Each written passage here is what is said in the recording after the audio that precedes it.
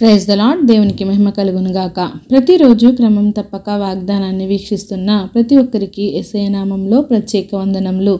Subscribe చేసుకొని అనేక మందికి షేర్ చేసి దేవుని మాటల ద్వారా బలపరచండి.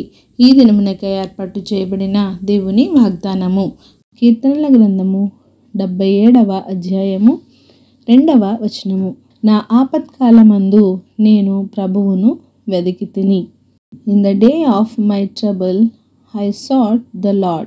నా ఆపత్కాలమందు నేను ప్రభువును వెదికాను. అంటే ఎవరికి ఆపద వస్తే వారే దేవునిని వెదకాలి, దేవునిని అడిగి మొరపెట్టి ఆయనను గోజాడుకోవాలి. అంతేగాని నా ఆపద గురించి వారు నా కోసం ప్రార్థిస్తారు, వీరు నా కోసం ప్రార్థిస్తారులే అని మనం చేతులు ముడుచుకొని ఉండకూడదు. నీ ఆపత్కాలంలో, నీ కష్ట సమయంలో దేవుని వైపు చూడాలి. కేవలం ఆయన వైపే నీవు చూడాలి. అప్పుడే నీవు ఆ ఆపద నుండి విడుదల పొందుతావు. వాక్యం సెలవిస్తుంది, వాక్యంపై ఆధారపడి జీవించమని.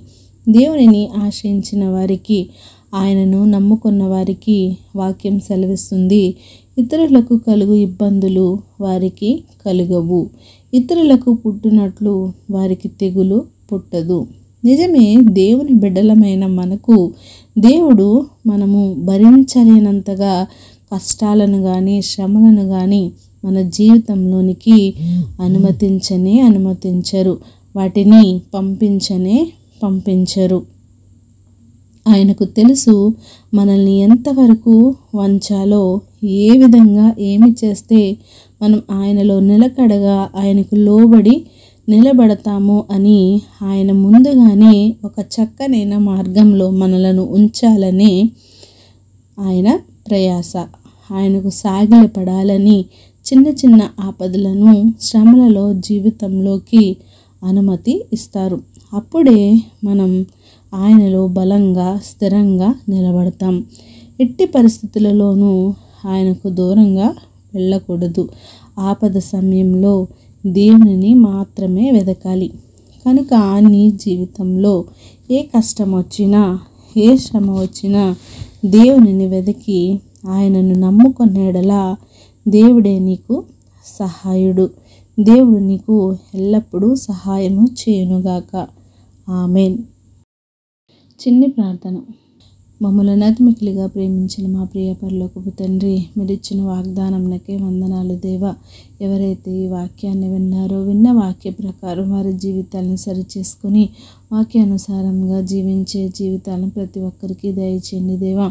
అవును ప్రభు, ఎవరైతే ఈ మాటలను అంగీకరించారో అట్టి రీతిగానే నాయన వారి ఆపద కాలంలోనైనా, కష్ట సమయాల్లో తండ్రి ప్రభా నీ వైపు చూచేవారిగా ఉంచండి, మిమ్మల్ని వెదికేవారిగా ఉంచండి తండ్రి.